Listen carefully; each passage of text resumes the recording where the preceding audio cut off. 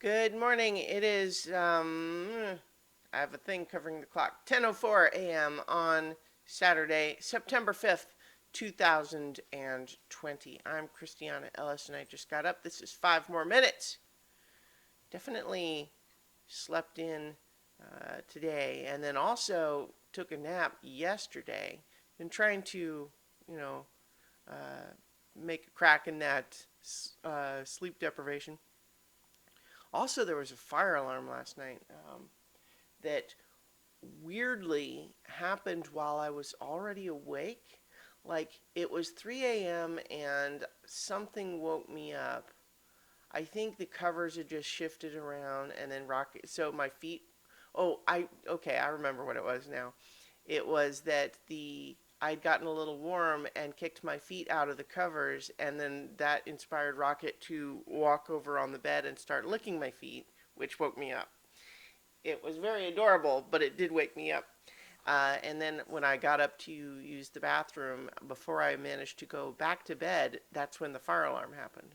And so, kind of a weird coincidence there. But anyway, it was nothing. Who knows? Possibly someone smoking in the stairwell or something like that.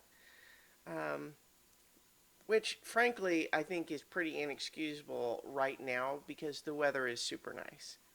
I and I'm also speculating. I don't know that's what happened. But it's one thing to say if like the weather is super cold or it's raining or something like that, then it's still not okay, but you at least get it. Like you get why someone would feel like um, they didn't want to go outside to smoke, but anyway,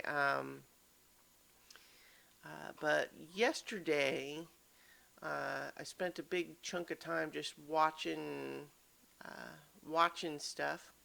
I watched The Godfather, which is the number 2 movie on the AFI Top 100 list, and you know I've certainly seen it before, and it's another movie kind of like Raging Bull, where I can absolutely respect everything about it. And I don't even dislike the movie. I think it's good. I just don't think it's that good. At least not for me. Like, to be number 2 on the all time list? No. Not for me. I don't know. I just am not that into mafia stories generally. Like, yes, is it a well told story? Yes. Is the filmmaking good? Yes. Do I actually care very much about any of the characters? Maybe Tom a little bit. Um, like there are parts of the movie maybe where Michael in the first one is somewhat sympathetic, but like I know where that goes, and I just kind of preemptively have shut off any feeling of sympathy for him. And yeah, so I don't know. I just okay.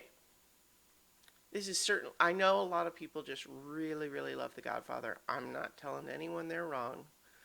Um, I'm not even really saying I disagree. I can't say that I disagree with someone who loves it. I just like, it's not for me as much.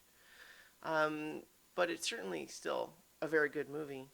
Um, just for the cultural literacy, people should see it. Um, but yeah, not my favorite.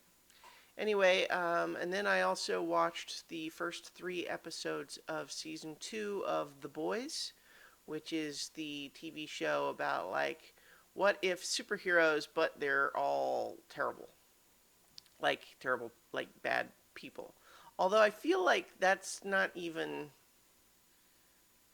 I don't know. It gets weirdly murky with its own premise, I think. But in any event, I was a little bit surprised actually to realize that there was only 3 episodes available right away, and that the rest are going to release weekly. I think that a lot of these digital companies are starting to realize that as much as people do like to binge shows and just watch a whole season all at once, I think they've started to realize that makes it kind of just flash in the pan through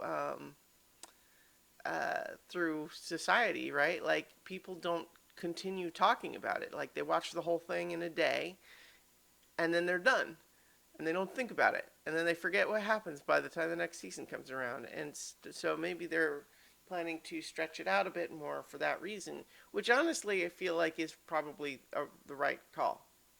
But it was a little bit surprising just because I hadn't realized they were doing that. I just started watching and then gets to episode 3 and that finishes and I'm like, oh, wait, where's the next one? Is that it? But yeah, so I feel like it's the same show as the first season. So like I think how if you watch the first season, however you felt about that, you're likely to keep feeling that way. Um, yeah. One of the things that was a little bit surprising is just that the new character Stormfront, like literally the only thing I knew about the season was this idea that oh, there's this character Stormfront who's like the Nazi superhero, the neo-Nazi superhero, and like that's kind of what I thought I knew about it, about the character. Um, I was really surprised to see that the character, I don't want to say he's more nuanced than that, but that it's kind of, it's not obvious right away that that's what the character's deal is. Um, they make that kind of a slow burn and it's presented in a more subtle way, which I think is actually kind of interesting just on the basis that the sort of really blatant from the very beginning presentation of the racism and violence and that sort of thing. It's chewing on a 2-liter bottle over there. Like it doesn't, like that wouldn't really make sense in this world that they've created.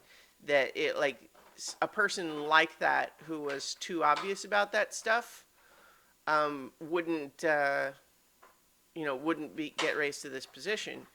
But someone who can hide that and be subtle about it and use dog whistles and stuff instead, that makes more sense. So, but certainly by the end of those 3 episodes, there's a point where you go, oh yeah, there it is. Anyway, I'll go ahead and leave it there, and I'll talk to you all tomorrow for 5 more minutes.